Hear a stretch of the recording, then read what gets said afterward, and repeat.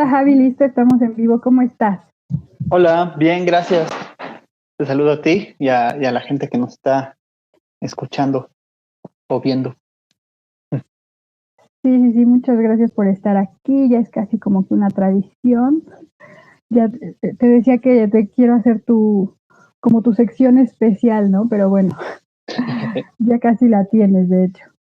Y bueno, Javi, cuéntanos, o sea, el título, digamos, de esta plática es Crítica al Coaching Motivacional, ¿no? Y yo te decía, bueno, estoy de acuerdo, creo que hay que hacer una crítica y me gustaría que me dijeras tú, así porque yo te dejo a ti toda la responsabilidad, eh, ¿por qué crees que es importante hacer esta? O sea, yo tengo ciertas ideas, ¿no? De por qué hacerlo. ¿Tú por qué crees que es importante hacer esta crítica, digamos?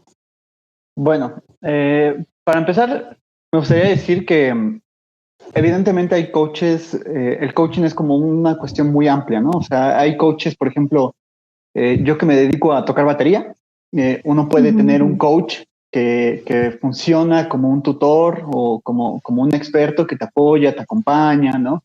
Y que te enseña a tocar batería. Entonces, para empezar, digamos, decir que ese tipo de coaches no son los que estoy criticando, ¿no? Es decir, si uno necesita un tutor de inglés que se hace llamar a sí mismo coach en lugar de tutor, pues no me parece nada de malo, ¿no? En realidad, pues es simplemente un maestro, una compañía eh, y ya, ¿no? O sea, que puede ser incluso como muy profesional o por ejemplo, los coaches de deportistas, ¿no? Que les ayudan Ándale. pues a lo mejor sí a motivarse, ¿no? O les ponen citas rutinas o cosas por el estilo. No son esos a los coaches que que quiero criticar, ¿no? Sino a un sector muy específico de personas que no tienen una formación, este, que leyeron 3 libros, entre ellos Padre Rico, Padre Pobre, cualquiera de la bibliografía de Paulo Coelho, que por cierto lo detesto, ¿no? este, a el libro del secreto, ¿no? O sea, es gente que leyó estos simples títulos que dudo incluso que los hayan leído, ¿no? Simplemente agarraron frases que ya están prefabricadas, ¿no?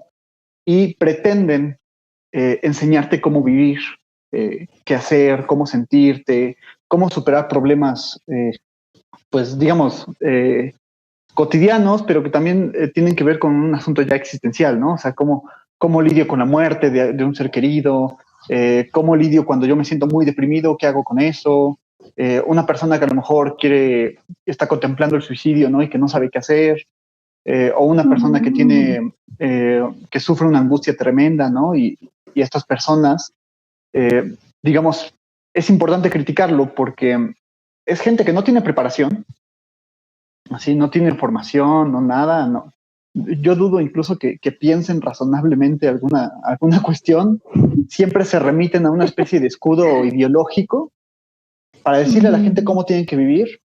Y no solo eso, sino que se aprovechan de la vulnerabilidad de estas personas que están pasando X o Z situación para vender un producto, ¿no? Y que de cierta forma también nos contemplan a nosotros como si fuéramos una empresa, como si fuera tan fácil, como si fuera arreglar un coche, ¿no? O sea, mira, lo que pasa es que a ti te falta.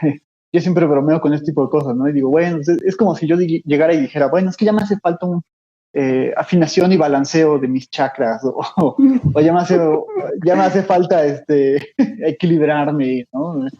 Todas estas ondas como muy espirituales, muy así, ¿no? Pero que no tienen ningún sustento científico, que no tienen ningún rigor epistemológico, que no tienen ninguna responsabilidad ética, porque ¿quién se hace responsable de lo que falla ahí? ¿No?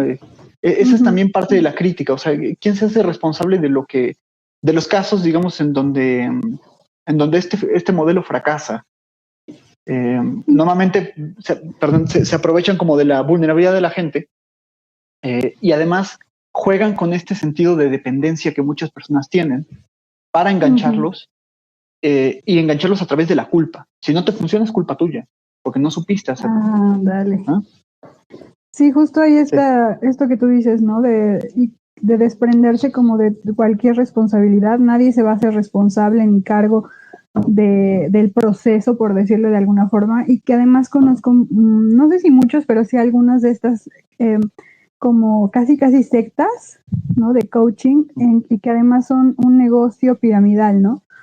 Para que tú puedas avanzar al siguiente nivel, tienes que traer a tal y tanta gente, ¿no? Y es parte de tu proceso y tú puedes hacerlo. Y si no puedes, no es que nosotros estemos haciendo algo mal o que no tengamos sustento, como tú dices, ¿no? Es que tú estás mal, tú no estás pensando lo suficientemente positivo, que esa es otra como de las bases, creo yo, ¿no? Como de un pensamiento, lo que quiera que eso sea. Y entonces viene a mi mente esto que se convirtió en meme de Bárbara de Regil, ¿no? De sonríe, sonríe y tú puedes. Y, esa señora. Sea, sí, es bien chistosa ella. Pero bueno, ese era mi comentario, Javi. ¿No? Y ajá. Y te decía hace un momento antes de empezar que evita, y tú lo has mencionado, que la gente busque de verdad el acompañamiento adecuado, ¿no? Que necesita. O sea, porque se están culpando a ellos mismos basándose o aferrándose a una cuestión de secta. Yo insisto mucho en eso, cuando no es lo que necesitan, ¿no? Sí, es un comportamiento sectario que depende, o sea, ¿cómo funciona una secta? Pues en primer lugar, y Freud ya, eso, fíjate, eso es una lectura que creo que Freud podría apoyarnos en esto, ¿no? O sea, para Freud, toda masa, que vamos a colocar aquí a las sectas, ¿no? O sea, la secta es la formación de una masa. Toda masa se caracteriza por ser irreflexiva, por ser irracional y por guiarse enteramente por el campo de la identificación. Y Freud va a decir algo también muy importante de las masas, y es que siempre dependen de un conductor, es decir, de un líder, ¿no? De un jefe que presta, funciona como lo que él llamaba un ideal del yo, ¿no? O sea, funcionan como un super yo que te dice qué es lo que tienes que hacer, qué es lo correcto, cuáles son las pautas, cómo debes convertirte, ¿no? Y al final, pues digamos, la masa, todos se identifican entre sí en función de este ideal, ¿no? O sea, sacrifican su propio pensamiento, sacrifican como su propia individualidad o particularidad o singularidad para meterse en el pensamiento de esta masa, ¿no? Entonces, eso es, por supuesto, súper peligroso porque de ahí se agarran para hacer cosas que pueden ser incluso ilegales, ¿no? Como el caso de este Ricardo Ponce o muchos otros que a través de sus sectas promueven el abuso de mujeres, etcétera, ¿no? O te estafan o pues te enrollan como en un discurso que empeora tu vida totalmente, ¿no? Entonces, sí, es a ellos a los que hay que criticar en el sentido de que se colocan como un líder de una masa y se colocan como aquellos que te dicen qué es lo que tienes que hacer, cómo tienes que hacerlo. Es una receta para todos, pero especialmente para ti. Es especialmente para ti, pero se puede aplicar para todo. Ese tipo de afirmaciones. No quiero perder esto que decías sobre la culpa, porque acabo de recordar, yo hace muchos años asistí a un rollo así de coaching. Me invitaron, y yo asistí. Y recuerdo mucho esta parte que el líder o el que estaba dando como no sé cómo se le puede llamar, pero era una plática, ¿no? Casi. Él de hecho en su tarima, hablándonos desde arriba, con traje, así. Y él decía que de mucho del pensamiento positivo y que si dio un ejemplo de un señor que secuestraron, ¿no? Y él le decía, pero yo, ¿por qué me secuestraron el señor? ¿No? Si mi pensamiento yo siempre pienso bien, no sé qué. Y dice, ¿seguro? O sea, le preguntaba el líder, ¿seguro siempre? ¿No tuviste un pensamiento de miedo que no sé qué? Sí. Y ahí fue, esa fue tu falla, ¿no? O sea, por tener un pensamiento de miedo que a mí me parece de lo más lógico, ¿no? El señor vivía en no sé qué lugar donde está rodeado de narcotráfico y demás. Y entonces, dejó entrar un pensamiento de miedo y ahí estuvo su error. No manches, imagínate todo lo que nos pasaría. Claro, Bueno, y que al final tiene como la cuestión de hacerte sentir culpable. Porque Exacto. la culpa no fue que existe el secuestro porque en México existe un grado de impunidad alarmante, ¿no? La culpa fue porque tuviste un pensamiento negativo que atrajo energía negativa a tu vida y que ocasionó que tú, o sea, básicamente si te secuestraron fue tu culpa, ¿no? Eso es como a lo que quieren llegar. O me hiciste pensar como en estos del emprendedurismo que sostienen el mito de la meritocracia. Y digo que es un mito porque es una ficción simbólica, imaginaria, ¿no? Muy, muy babosa, la verdad, porque no tiene ningún sustento epistemológico eso de la meritocracia. O sea, no hay ninguna teoría sólida que nos haga pensar que en realidad existe la meritocracia. Y además no es una entidad empírica la meritocracia. O sea, esta idea de que dependiendo de cuánto tú te esfuerzas, vas a conseguir los resultados y todo depende de tu esfuerzo personal y échale ganas, que al final este tipo de discurso de la meritocracia tiene por correlato la culpocracia. Es decir, si tú no lo lograste, no es porque haya un sistema en donde hay desigualdad social, no es porque, digamos, en términos marxistas, haya una tensión entre entre el capital y el trabajo asalariado. O sea, no es que haya esa tensión y no es que tú solo tengas que ofrecer tu fuerza de trabajo a un jefe que acumula capital, ¿no? No, eso no es lo que pasa. Lo que pasa es que tú eres pobre porque quieres, porque no le has echado suficientes ganas, porque no le has sufrido lo suficiente, etcétera, ¿no? Y en realidad dices, bueno, si eso fuera cierto, las personas que están viviendo una situación muy fuerte, ¿no? De estar expuestos a la inseguridad, de trabajar más horas de las necesarias en un día, eh, pues esa gente sí se esfuerza y esa gente sí le echa ganas y esa gente por supuesto que quiere superarse. O sea, yo no conozco a nadie que quiera ser pobre, ¿no? O sea, ¿quién demonios va a querer eso, no? O sea, así como, sí, claro, me encantaría estar expuesto a la delincuencia mucho más que otras personas, me gustaría no tener los servicios de lo que gozan otras personas, que no se respeten mis derechos ciudadanos como se respetan de otras personas con poder. Claro, me encantaría eso, ¿no? O sea, es una fantasía, o sea, el pensar, y que normalmente es una fantasía que viene de los empresarios, ¿no? de, de gente que, de gente que ganó su fortuna haciendo alguna que otra tranza, ¿no? No quiero decir que todos los empresarios son así, ¿no? Pero, o sea, sí, estos empresarios que acumulan capital siempre en función de pisotear a otros, de explotarlos, ¿no? Estos hipócritas de Shark Tank, pues todos esos, ¿no? Que son pura basura. Yo no entiendo por qué a la gente le gusta.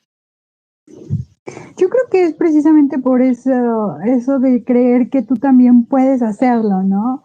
Entonces es como soñar que yo puedo estar ahí, que un día mi vida se va a transformar, ¿no? Y puedo ser uno de ellos.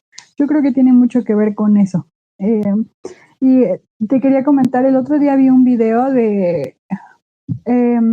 se llamaba Todos los millonarios piensan igual, y haz de cuenta que hacen varios videos de diferentes cosas, ¿no? Todas las personas con eso piensan igual, así todos los personas, no sé, así como de ciertos grupos, ¿no? Y hacen ese ejercicio. Entonces preguntaban a los millonarios estos que si cualquiera podía llegar a ser millonario, ¿no? Y había unos que decían no, pues no, y se tenían que ir hacia el lado de no, ni al caso.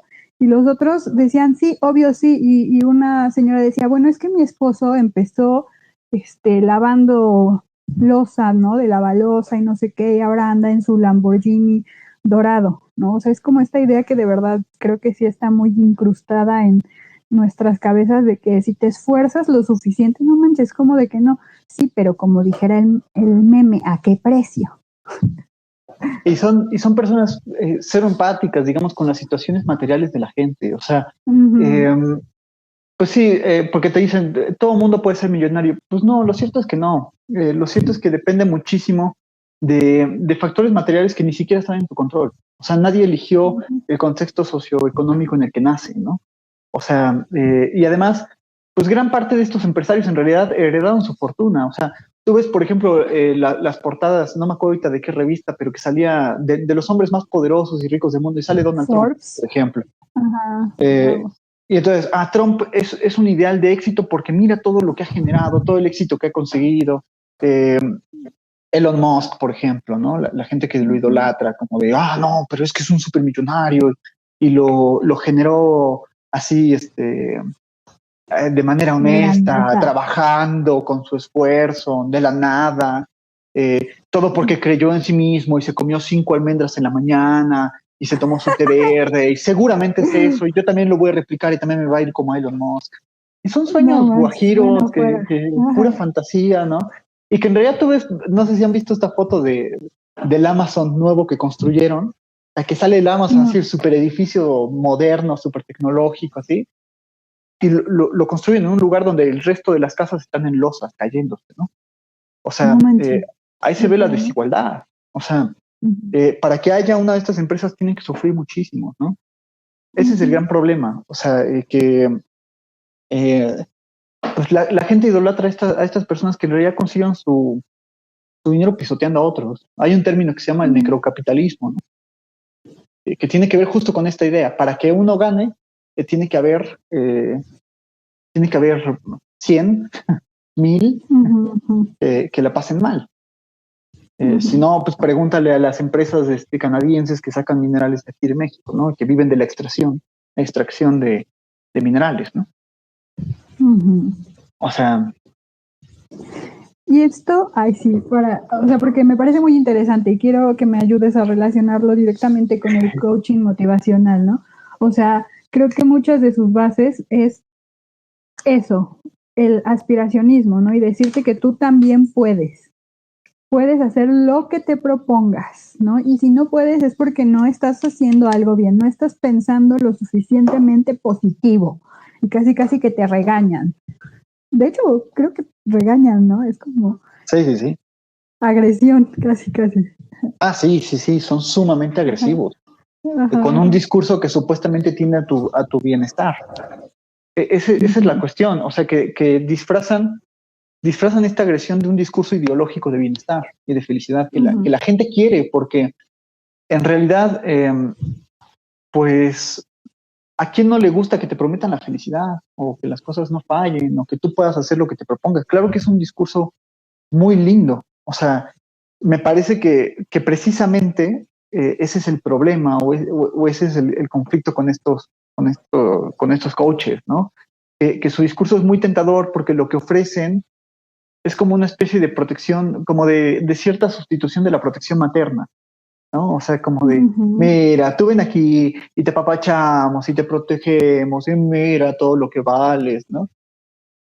Pero al final, digamos, y la gente, pues, también, de cierta forma, busca estos discursos porque son también muy simples. O sea, tienen esta cualidad de que son discursos protectores, ¿no? Sustitutos de la protección materna, pero que además son discursos muy simples, muy poco elaborados, sin rigor, no hay que pensarle mucho, ya vienen las frases hechas. Ya nada más tienes que repetir las frases en realidad, ¿no? O sea, no hay que hacer nada más. Entonces, por supuesto que eso engancha a la gente.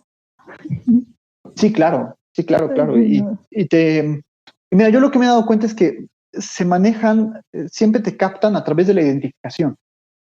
Es decir, tú llegas a una de estas pláticas y lo que te dicen es,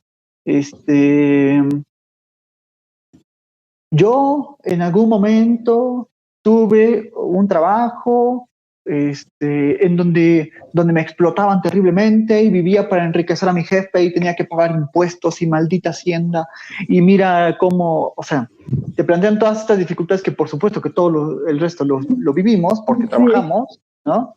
Sí. O sea, a mí me llegas con un discurso y digo, yo también, ¿no? O sea, ajá. Y también me gustaría no hacerlo. Y claro, también me encantaría salir de ese circuito. Entonces te dicen, yo lo hice volviéndome mi propio jefe. Y entonces yo lo hice a través de este modelo de negocios que te puede interesar, que quién sabe qué. Y entonces uno dice, mira, o sea, hay una identificación del yo. Es decir, esta persona, al igual que yo, vivió una situación difícil, sabe lo difícil que es conseguir dinero. Entonces, cuando me está ofreciendo esto, debe ser porque esto le sirvió a él. Y si le sirvió a él, me sirve a mí. ¿Por qué no a mí? Ajá. Que eso me lleva también a un tema muy interesante, ¿no? Lo he platicado con personas y me dicen esto de que de que sí, pero la gente también busca ser estafada, ¿no? Como culpabilizándolos o responsabilizándonos de estas cuestiones, ¿no? Y dices, no, lo que pasa es que esta gente se aprovecha precisamente de una situación vulnerable y de la ignorancia de la gente y son verdaderas víctimas, ¿no? De estas cuestiones. Ujú. Que claro, los contagian ideológicamente de pura porquería y pura basura. Ujú. Así, o sea, es eso, ¿no? Y creo, o sea, cada cosa implica un esfuerzo y como un precio, ¿no? Y creo que mucho de este discurso motivacional es como si no hubiera un precio a pagar, algo que ceder, algo que sufrir, ¿no? Y parte del hecho de que somos personas es que hay sufrimiento, es que hay esfuerzo, es que hay cosas, o sea, siempre hay un precio. Si elegiste una cosa, pues no elegiste miles de millones, billones de otras elecciones, ¿no? Sí. Entonces, creo que con el discurso motivacional que manejan es como si eso no existiera, ¿no? Como puedes tenerlo todo, en todo momento, así. Uh-huh. Entonces, creo que eso es bien peligroso porque va a llegar el punto en el que veas que por supuesto que no, ¿no? Que no estás en donde te prometieron, que no estás súper feliz y radiante, ¿no? Que tienes ataques de ira, porque si siempre tienes que estar feliz y echándole ganas, pues por supuesto que va a haber momentos en los que las verdaderas emociones pues salgan, se asomen, no sé cómo Claro, decirlo. por supuesto, por supuesto. Y además, pues sí, son cursos que te cuestan 60,000 pesos. O sea, No manches, sí. entonces te dicen, si no tienes 60,000 pesos para entrar a este curso, con más razón tienes que pagar los 60,000 pesos para entrar a este curso, porque significa que no tienes el dinero para gastarlo a lo güey, ¿no? Ajá, ajá, Entonces, y es de nuevo la culpa. sí, ¿No? claro, claro. Son dinámicas muy feas. Y yo creo que en cierto punto, o sea, en cierto nivel, o no sé cómo decirlo, te puede ayudar porque pues estás formando una alianza con personas, ¿no? Como en esta secta. Entonces, claro que si tú empiezas a decir, sí puedo, a lo mejor en cierto nivel, como que tú digas, bueno, me lanzo a hacer cosas, ¿no? Entonces puede que en ese que te lanzaste algo salió bien. Entonces, en ese sentido, puede que tú mismo digas, me ayudó o, sí, lo logré, ¿no? Cuando es solo, o sea, algo que no sé cómo decirlo, o sea, como de probabilidades, pues de 1000 cosas, una te salió bien, no sé. Ajá. Claro, claro, claro. Además, sí, se basan en eso, ¿no? De que, a ver, yo no digo que no haya que esforzarse, que no haya que ser constante, ¿no? Que no haya que ver las posibilidades, o sea, lo que sí ándale, puedes hacer, ¿no? Ajá. Ajá, claro, o sea, yo no quiero plantear tampoco un discurso así como de que nada se puede entonces no podemos movernos, nada. No, o sea, claro que hay un papel de nuestro esfuerzo y es importante esforzar. Y es importante ser constantes y es importante, pues digamos, trabajar para que las cosas sucedan. Yo lo que quiero decir es que eso no es, que eso solo es una parte y muy pequeña. O sea, es decir, ¿de qué sirve todo este esfuerzo, toda esta constancia, todo esto así, si no tienes condiciones materiales que también te ayuden a, digamos, a salir adelante? O sea, eh, ¿cómo le haces? yo quiero que vayan y que le digan a la gente en Venezuela eso, ¿no? Que le digan, no, tú eres pobre porque quieres, o sea, no porque haya un dictador tremendo en el poder, ¿no? O sea, no, lo que pasa es que tú no te estás esforzando. Ya quiero que vayan y les digan eso, a ver si es cierto, No, o sea, es no patético. estás pensando positivo, ¿no? Sí, A claro. estos, ¿cómo se llaman? Cuando migran y están como, ¿qué? O sea, como que, ¿cómo se llaman? Algo de políticos. Mm, refugiados políticos. Ándale, como Ajá. refugiados, o sea, que piden en otros, o sea, que a ellos vayas y les digas, no estás pensando lo suficientemente positivo, güey, han pasado de todo y les quieres pedir que tengan o sea, bueno, en casos extremos, ¿no? Y que realmente hay casos así de extremos que acuden al coaching motivacional, o sea, que han pasado por tragedias grandes, reales, sufrimientos fuertes y les quieren pedir que piensen positivo, ¿no? Y entonces la otra persona, sí. Los coaches son personas que mercantilizan el sufrimiento humano. Ay, Así no. de fácil. O sea, y por eso son tan terribles, porque tú vives una pérdida, por ejemplo, ¿no? Uh-huh. Y entonces, evidentemente, cuando sufres una pérdida, si alguien ha sufrido una pérdida lo sabrá, estás en un momento en el que no piensas racionalmente. Uh-huh. Te dejas llevar, digamos, por lo que sientes, por los recuerdos, por el dolor que estás experimentando, ¿no? Y esta gente lo que hace es agarrarse de eso para venderte un absoluto. O sea, es decir, tú puedes superarlo y tú puedes ser feliz y tú puedes vivir excelente toda tu vida, ¿no? Y además siempre es como a través de fórmulas que son muy sencillas, ¿no? Tú simplemente, y ojo, porque a mí lo que a veces me molesta es ver que hay muchos psicólogos, muchos colegas que se prestan a esos discursos, ¿no? Y entonces, no digo que todos, ¿no? Ni digo que sea como así de radical, ¿no? Pero como esta cuestión de tú párate al espejo y dite cosas bonitas y vas a ver cómo tu vida cambiará para siempre, ¿no? Es como... a veces me pregunto si a estas personas en específico les molesta el coaching, o sea, les molesta el discurso del coaching o les molesta que les están robando el trabajo. Eso es lo que me preocupa, ¿no? Lo que me preocupa es, ¿les molesta verdaderamente el discurso del coaching? O sea, la ideología que hay detrás de eso. O lo que les molesta, pues sí, es que hay gente que no necesitó estudiar para hacer lo mismo, ¿no? Digamos, en ese sentido. Y también me gustaría decir algo. Y es que hay que diferenciar el discurso ideológico del discurso científico. Digamos, para eso me remito a un autor que me parece que es argentino, Eliseo Verón, que dice, ¿cuál es la diferencia principal? Pues, en esencia, que el discurso ideológico es un pensamiento, o sea, es un discurso muy simple, muy inmediato, no necesita como mucha interpretación en realidad, o sea, ya viene como, todo ya viene como dado por sentado, o sea, ya nada más es que tú lo escuches y lo repliques y ya, o sea, no hay una reflexividad en torno a ello, ¿no? O es un pensamiento así como, pues sí, tal cual como se da. Y el pensamiento científico, por otro lado, pues más bien tiene que ver con un desdoblamiento de este discurso ideológico. Es decir, esto que se nos presenta de manera inmediata, del sentido común, que no hay que pensar mucho, el discurso científico lo que trata de hacer es desdoblarlo, abrir todas sus aristas, explorarlo, analizarlo, criticarlo donde es necesario, y digamos, esa sería como la diferencia, que es precisamente lo que no hacen estas personas.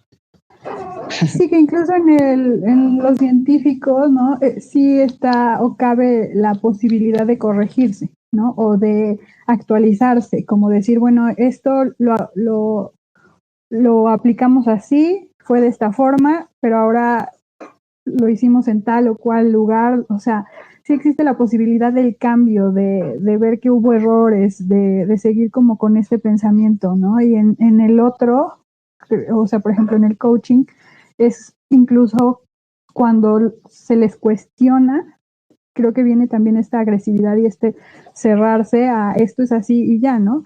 Entonces creo que esa es una diferencia importante. En uno, de hecho, es importante cuestionarse, ¿no? Es deseable.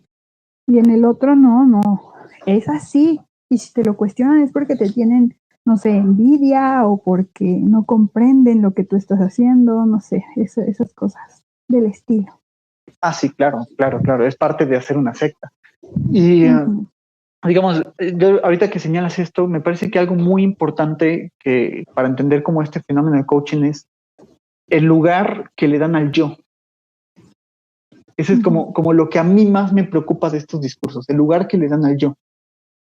Es decir, hay todo un verdadero culto al yo. Que, digamos, en este sentido, me parece que es muy importante, al menos para mí, desde mi área, desde el psicoanálisis, es muy importante ver de qué manera el psicoanálisis precisamente destruye esta ilusión, ¿no? Es decir, pues cuando Freud nos plantea el yo y el ello, que es un famoso, es de los textos más famosos de Freud, pero también de los más malinterpretados, ¿no? Por su misma hija, ¿no? Digamos, en ese texto Freud plantea cuál es el lugar del yo. Y lo que nos dice es que el yo no es una instancia autónoma, ni objetiva, ni imparcial, sino que es un lugar precisamente de conflicto. Porque el yo tiene que responder a varios puntos al mismo tiempo. Tiene que responder a las demandas o exigencias de la realidad, que lo angustian constantemente porque le reflejan los peligros que conlleva la realidad. Tiene que lidiar, por otro lado, con un peligro interno que viene a ser su propia formación de deseo, ¿no? O sea, esta exigencia del ello, de placer, ¿no? De un placer ilimitado, de hacer las cosas, etcétera, ¿no? De tener, o sea, los peligros internos del deseo.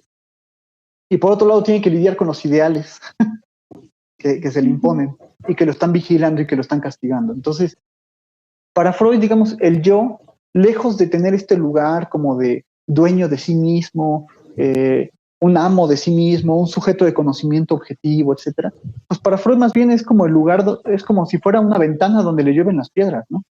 De todas partes. Está más bien como entramado. Y entonces Freud termina como el texto del yo y el ello diciendo así como, bueno, con todo lo que acabo de decir, lo que podemos decir es que vale. la vida es difícil, ¿no? pero en cambio, ves el discurso de los post-freudianos, que fueron unos verdaderos imbéciles, porque empezaron a, entre ellos, la misma hija de Freud, ¿no? Que empezaron a proponer precisamente lo contrario. O sea, el yo es una instancia fuerte, objetiva, neutral, un espacio carente de conflicto, y entonces tenemos que trabajar, cuando alguien se enferma, es porque no tiene el yo demasiado fuerte, entonces hay que fortalecer al yo. Y todo el trabajo se basaba en eso, en fortalecer al yo.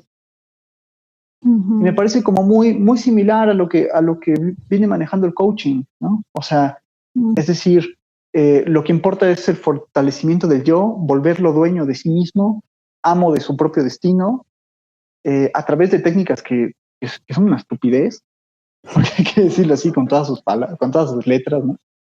Son una estupidez, pero que prometen eso, volver al yo amo y dueño de sí mismo. Como un sujeto de conocimiento objetivo, imparcial, que además no necesita de los demás, es independiente. O sea, chécate cómo incluso lo dicen, autoayuda, o sea, yo mismo me ayudo a mí mismo sin necesidad de nadie más.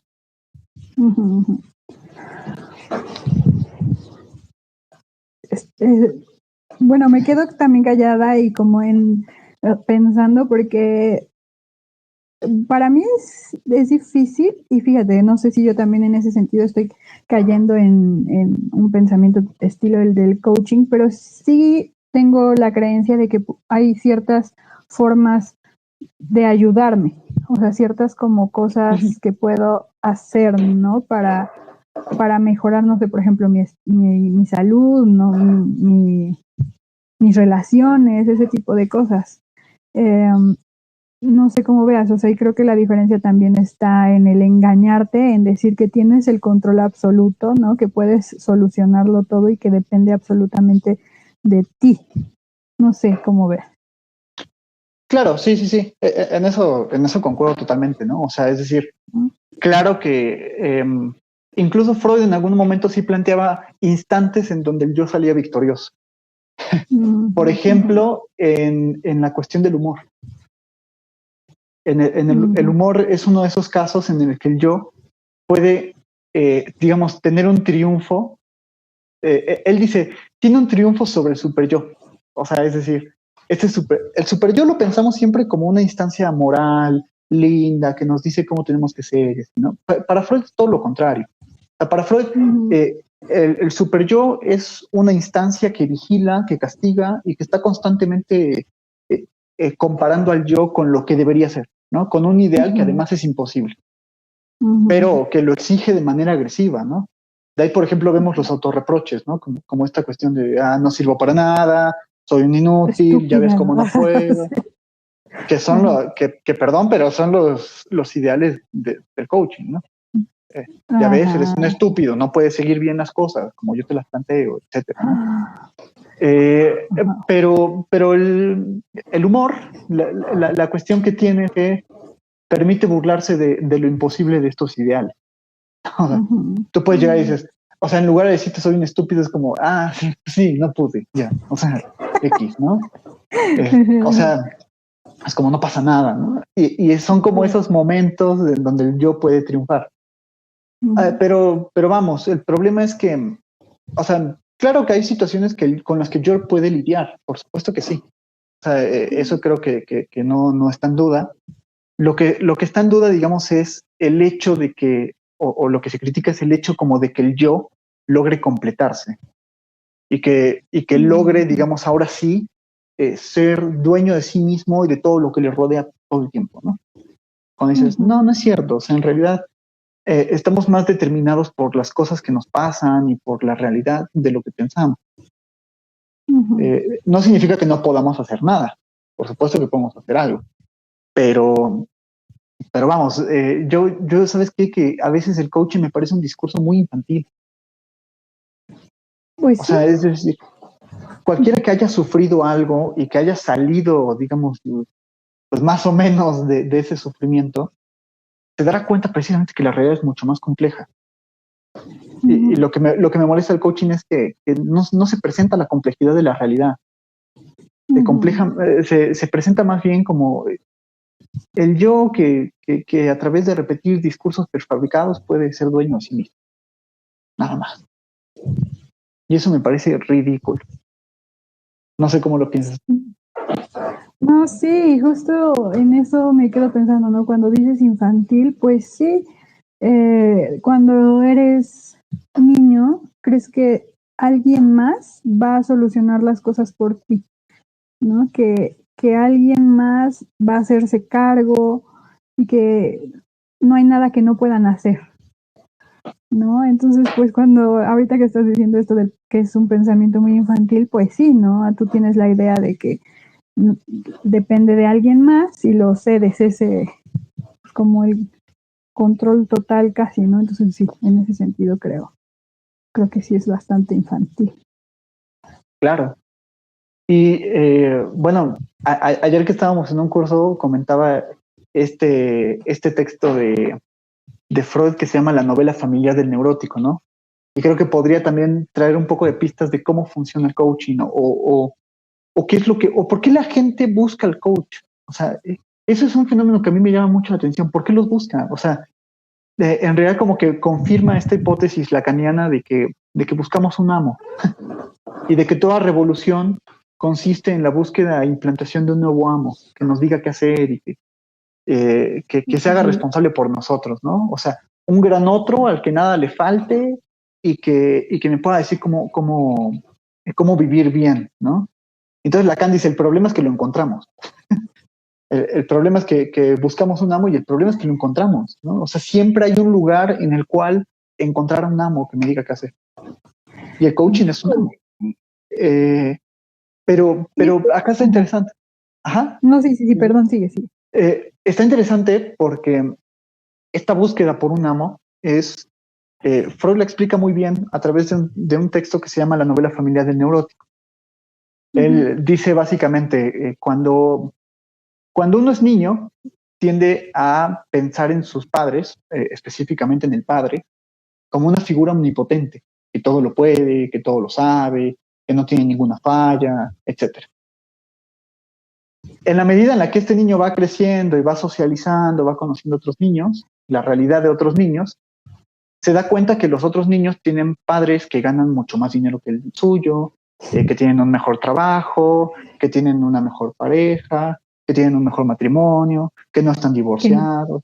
Que no gritan, tal vez, ¿no? O sea, que no gritan, que tratan a su hijo con mucho más cariño que el... Yo qué sé. O sea, el punto es que se empieza a ver que el propio padre carece de lo que otros padres aparentemente tienen.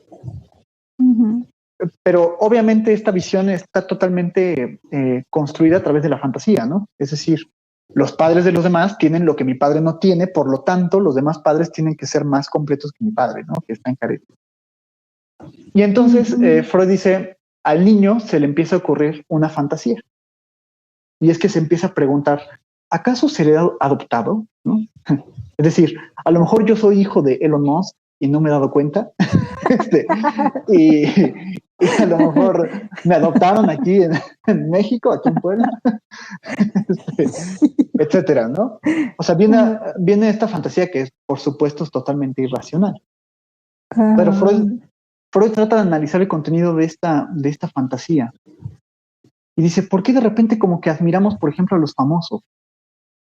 Como si fueran personas que no sufren, que no les pasa nada, como incluso esta gente que sí llega a fantasear como a lo mejor yo soy hijo de esa persona y no. Ahorita que dices eso, te comparto algo así rapidísimo que me da mucha risa. Yo cuando era chiquita pensaba que los artistas, así los que salían en la tele, en películas, no hacían del baño, no hacían del dos. Le decían, no, son tan hermosos, salen en la tele, ¿no? ¿Cómo van a hacer?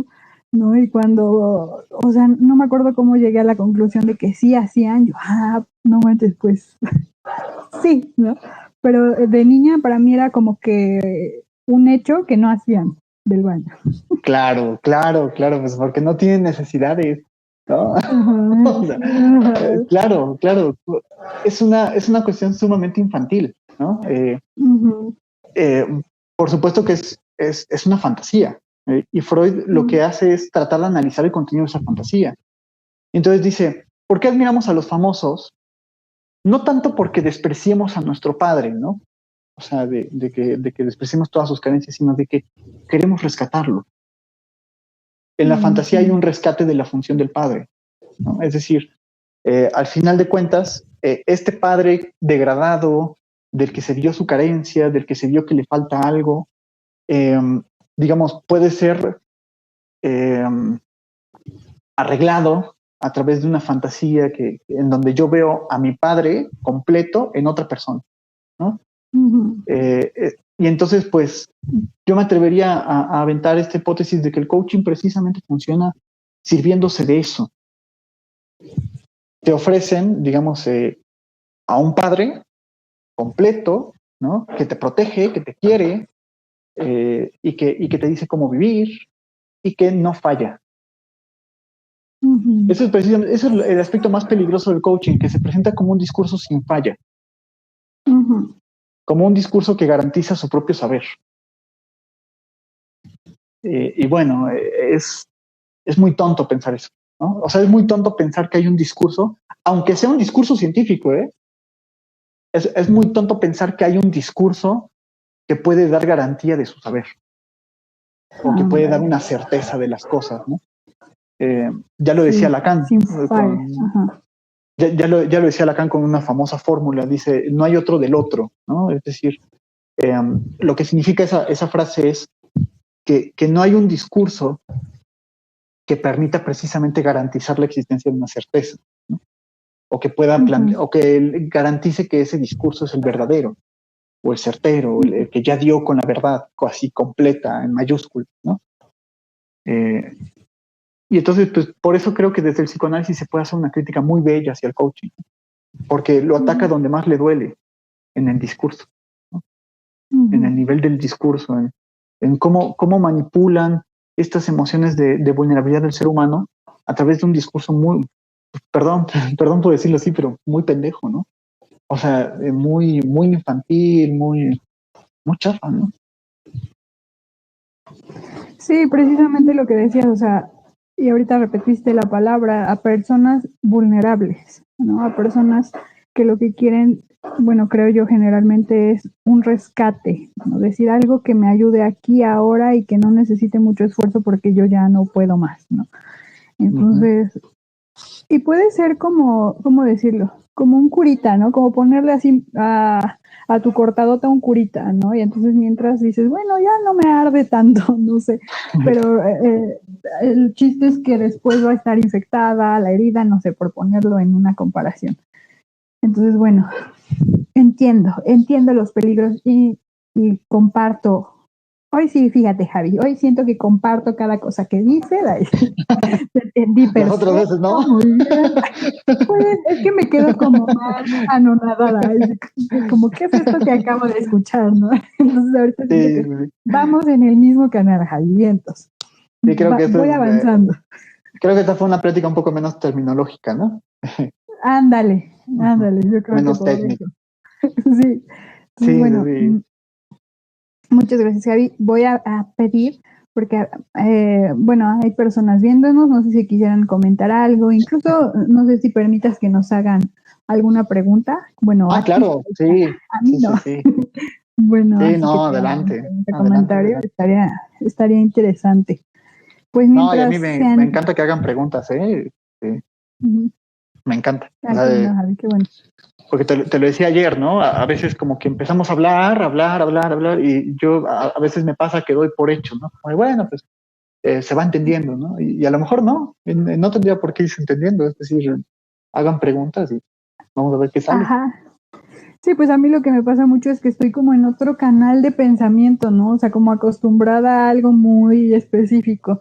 Y bueno, se me hace muy bien, conveniente incluso, que me abran estas otras perspectivas, ¿no? Entonces está súper bien y no sé si les decía, hagan comentarios.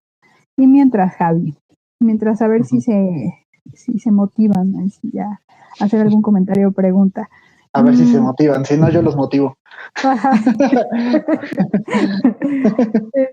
Pues sí, fíjate, ahí sí, con tu mensaje final, ¿qué te gustaría dejar así como, ya sabes, algo? Tocaste varios puntos, pero si tuvieras que retomar algo en específico o un pequeño resumen, ¿qué? Bueno, decir que la crítica que se hace no es específicamente en contra de las personas, ¿no? Eso Claro. creo que es algo muy importante, sino en contra del discurso. Y que es un discurso ideológico que tiene un fuerte componente religioso, ¿no? Porque a lo mejor no se afirma la existencia de Dios, ¿no? A través de su discurso, pero sí la existencia de un absoluto, de un sentido absoluto que da respuesta a todo, ¿no? En ese sentido me refiero a religioso. Y que creo que se basa más en lo que uno siente, el cómo uno se identifica, etcétera, que en que en realidad las cosas sean así. Entonces creo que hoy más que nunca es necesario interrogar estos discursos, sí desde la ciencia, pero el problema es que la ciencia también puede tener un componente ideológico. Es decir, mira, a través de la ciencia vamos a tener un progreso, vamos a ser más racionales, etcétera, ¿no? O sea, también la ciencia tiene como ciertos ideales progresistas que no comparto, ¿no? Es decir, no me parece que todo ir hacia adelante sea para mejor, ¿no? Creo que yo desde mi área... El tema de la siguiente Javi Plática. Claro. Javi?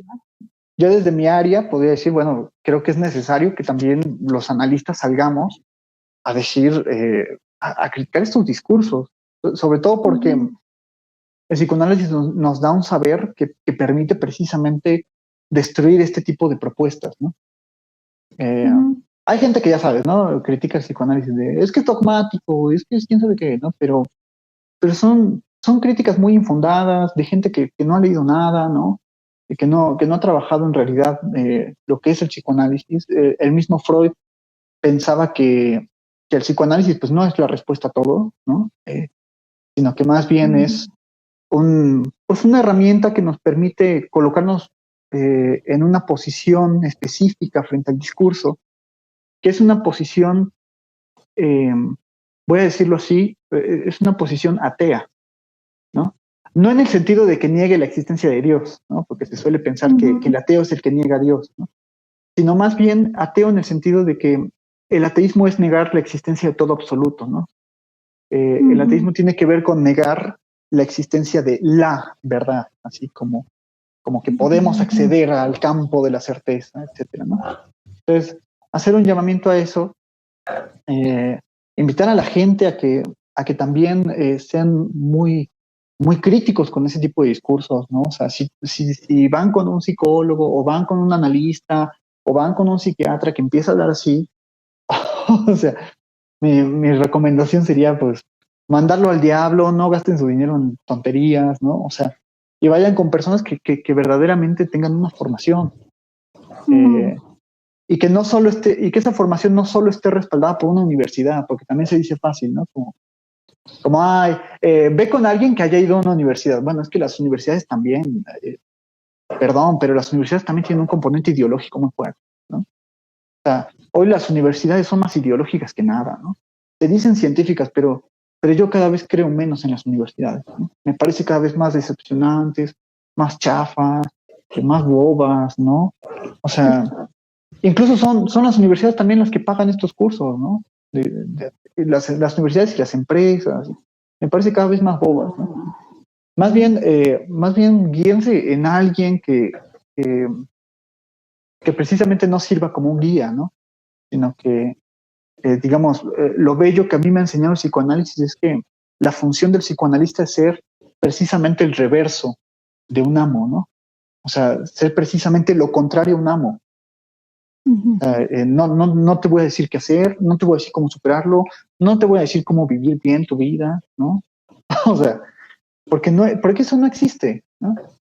O sea, porque es bobo pensar que eso existe.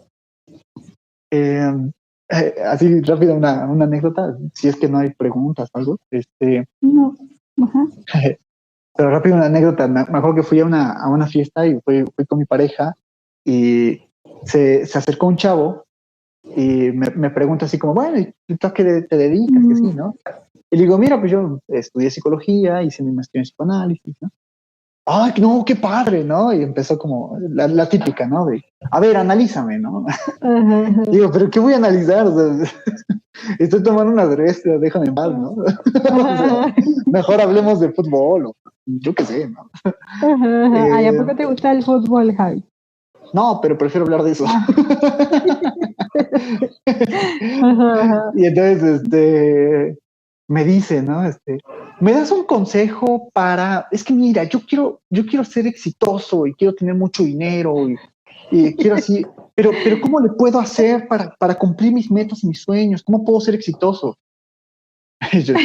A mí me dio mucha risa porque yo dije así como, ¿con quién crees que estás hablando, no? Le dije, le contesté, por supuesto, súper buena onda, ¿no? Y bromeando y así, pero yo le dije, dije, mira, pues si yo lo supiera, ¿no? Pues no estaría aquí, ¿no? O sea, hablando contigo, ay. pues sí, no manches, ¿no? O sea, estaría aquí tomándome una cerveza indio en un bar de Cholula, o sea, no manches, estaría yo qué sé, estaría en Dubái tomando una cerveza en mi coche convertible, ¿no? O sea, no manches, ¿no? Pues yo qué voy a saber cómo ser exitoso y cómo cumplir tus sueños y cómo vivir una vida feliz. O sea, pues yo qué voy a saber, ¿no? O sea, y me parece que esa es la función pues más sana, ¿no? Digamos, en el sentido eh, la que menos fortalece el síntoma, ¿no? Súper, Javi, súper. Pues mira, vamos a cerrar, ya Sí. vamos a llegar a la hora, entonces te agradezco tu tiempo, agradezco tu mensaje final y pues como no hay más comentarios, ¿te parece que nos vemos entonces en la siguiente plática? Me parece perfecto, sí. Súper, y bueno, si nos ven después, que dejen sus preguntas, sus comentarios, yo se los paso a Javi y Javi les contesta con mucho gusto. Bueno, yo he visto que lo hace con mucho gusto, entonces por eso me atrevo a decir. Sí. Pues Sí, muchas claro, gracias, igual Javi. si salen preguntas después, en los comentarios ahí lo dejan y con mucho gusto en cuanto pueda, con gusto los respondo. Siempre y cuando no Súper, sean ataques, ¿no? no, claro, no.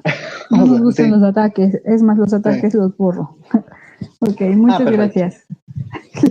perfecto. No se Gracias, merecen más. Javi.